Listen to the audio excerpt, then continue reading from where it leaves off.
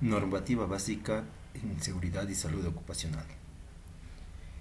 En este tema abarcaremos las normativas básicas tanto nacionales como internacionales que hacen referencia a la aplicación de la seguridad y salud en el trabajo.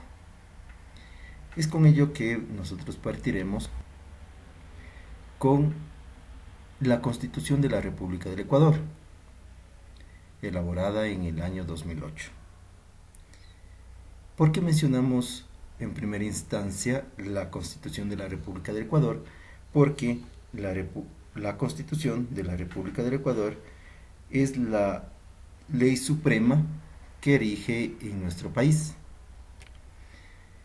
Es así que en la Constitución tenemos varios apartados, pero sobre todo en este curso trataremos sobre los temas que competen a la seguridad y salud ocupacional. Entonces, para ello partimos desde un concepto básico sobre lo que hace referencia al concepto de ciudadanas y ciudadanos. En este sentido, en el artículo 6 nos menciona que todas las ecuatorianas y los ecuatorianos son ciudadanos y gozarán de los derechos establecidos en la Constitución. Asimismo, en el título 2, capítulo 1, principios de aplicación de derechos, en el artículo 10, nos menciona que las personas, comunidades, pueblos, nacionalidades y colectivos son titulares y gozarán de los derechos garantizados en la Constitución y en los instrumentos internacionales. La naturaleza será sujeto de aquellos derechos que le reconozcan la Constitución, considerando que los derechos son irrenunciables e intransferibles. Así vemos en el capítulo 2 sobre derechos del buen vivir. En este artículo 14 se reconoce el derecho a la población a vivir en un ambiente sano y ecológicamente equilibrado, que garantice la sostenibilidad y el buen vivir, el summa causae. ¿A qué hace referencia con el derecho de la población a vivir en un ambiente sano? Cuando nosotros escuchamos la palabra vivir en un ambiente sano, nosotros le interpretamos de que este ambiente tiene que ser libre de cualquier tipo de riesgo o de cualquier agente peligroso, para vivir tanto en el ámbito laboral como en el ámbito familiar o personal. Entonces, desde este artículo nosotros ya nos vamos direccionando a lo que conlleva el cuidado de los ambientes. Y aquí hablamos de ecológicamente equilibrado. Obviamente no consideramos únicamente al medio ambiente, sino también a los ambientes laborales. En aquellos ambientes en la que la persona trabajadora permanece entre 4, 8, 10 e inclusive más de 10 horas de trabajo en un lugar o un centro de trabajo. Entonces consideramos que este ambiente debe ser sano. Y con ello nosotros vamos a garantizar el buen vivir. Otro de los conceptos que mencionan con respecto a la salud es en el artículo 32, que nos dice que la salud es un derecho que garantiza el Estado, cuya realización se vincula al ejercicio de otros derechos, entre ellos el derecho al agua, la alimentación, la educación, la cultura física, el trabajo, la seguridad social, los ambientes sanos y otros que sustentan el buen vivir. El Estado garantizará el derecho mediante políticas económicas, sociales, culturales, educativas y ambientales y el acceso permanente, oportuno y sin exclusión a programas, acciones y servicios de promoción y atención integral de salud. En este apartado, en este artículo, volvemos a mencionar la palabra ambientes sanos. Y aquí hacemos ya la relación entre el vivir en un ambiente sano con la salud de los ciudadanos. Entonces, claro, estamos hablando de ciudadanos a un nivel muy general. Pero, ¿qué pasa con los ciudadanos cuando están en los ambientes laborales? También necesitamos trabajar en estos ambientes laborales, ambientes sanos. Y en el artículo 33 nos menciona que el trabajo es un derecho y un deber social y un derecho económico, fuente de realización personal y base de la economía. El Estado garantizará a las personas trabajadoras el pleno respeto a su dignidad, una vida decorosa, a remuneraciones y retribuciones justas y el desempeño de un trabajo saludable y libremente escogido o aceptado. De lo que les decíamos anteriormente, de que los derechos son irrenunciables e intransferibles. Entonces aquí nosotros nos decimos que una persona no puede renunciar a sus derechos y el hecho de trabajar en un ambiente sano, ese es un derecho de toda la población trabajadora.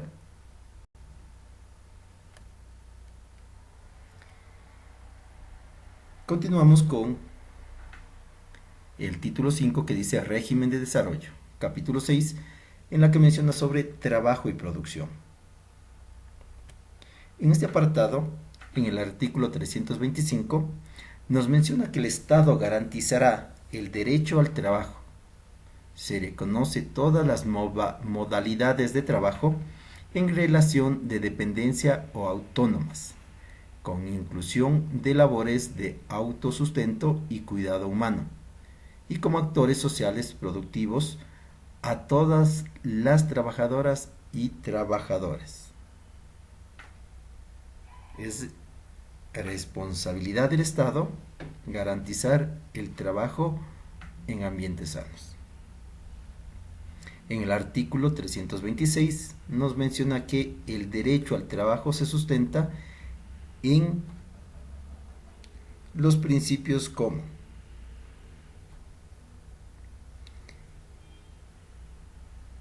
especialmente hacemos referencia a los temas referentes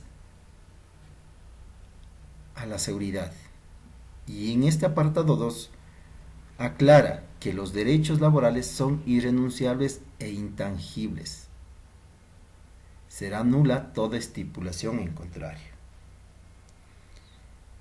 Analizando el concepto de irrenunciables, significa que ninguna persona puede renunciar a sus derechos, ni tampoco los puede transferir.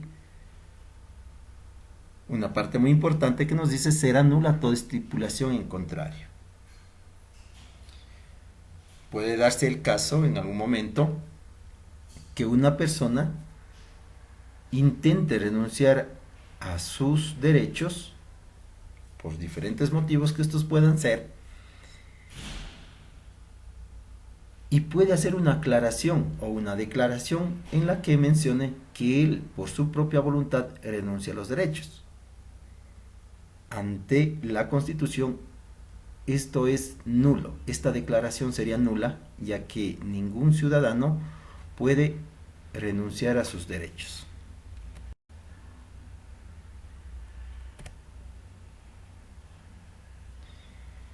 Pero llegamos hacia una parte muy importante de la Constitución que habla sobre la supremacía constitucional. Y aquí hacemos referencia a este tema que habíamos empezado hablando sobre la pirámide de Kelsen.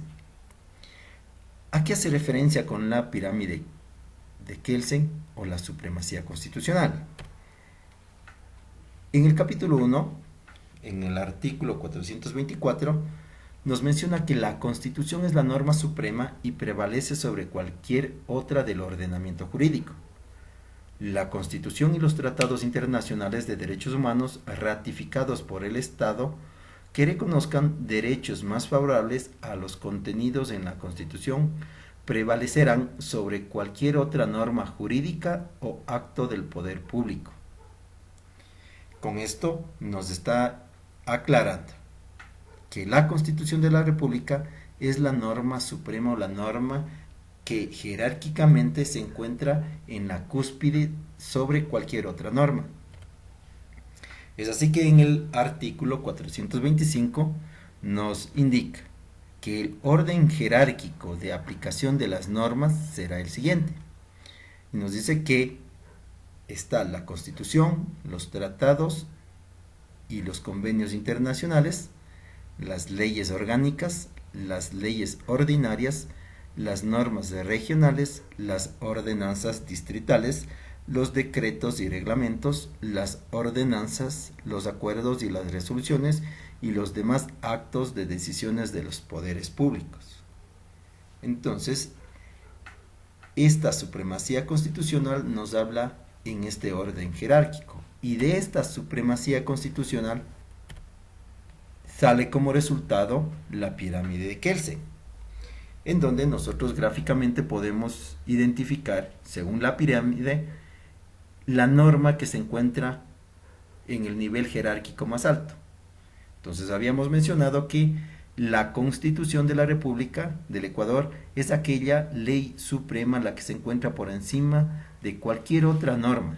Ninguna otra norma puede estar por encima de la Constitución. Pero en este sentido, la Constitución de cierta manera nos dan lineamientos generales sobre lo que se va a ejecutar en la República. Pero para poder ejecutar lo que manda en la Constitución, tenemos cada una de las normas inferiores. En este caso, siguiendo el nivel jerárquico, la norma que se encuentra en el siguiente nivel, o solo por debajo de la Constitución, son todos los tratados y convenios internacionales. En el caso de seguridad y salud ocupacional, generalmente acá tenemos lo que es la decisión 584 de la CAN, que es de la Comunidad Andina de Naciones. Por debajo de los tratados internacionales, el siguiente nivel jerárquico, tenemos los decretos ejecutivos, que para el caso del Ecuador tenemos el decreto ejecutivo 2393, que es la normativa que rige en los temas de seguridad industrial.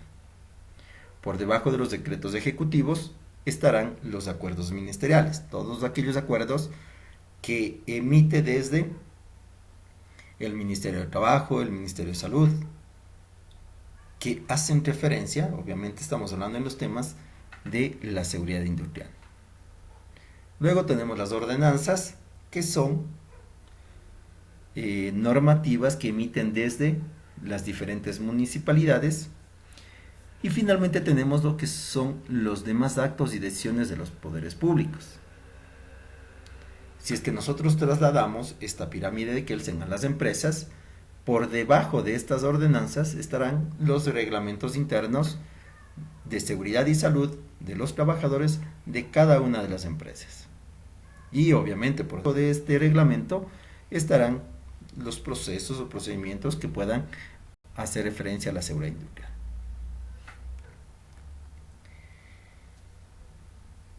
Es importante para todos los prevencionistas, cuando estamos aplicando o estamos gestionando seguridad industrial o estamos haciendo prevención, es importante en trabajar siempre de la mano en base al cumplimiento de la normativa legal vigente y siguiendo este nivel jerárquico que cada una de las normas tiene.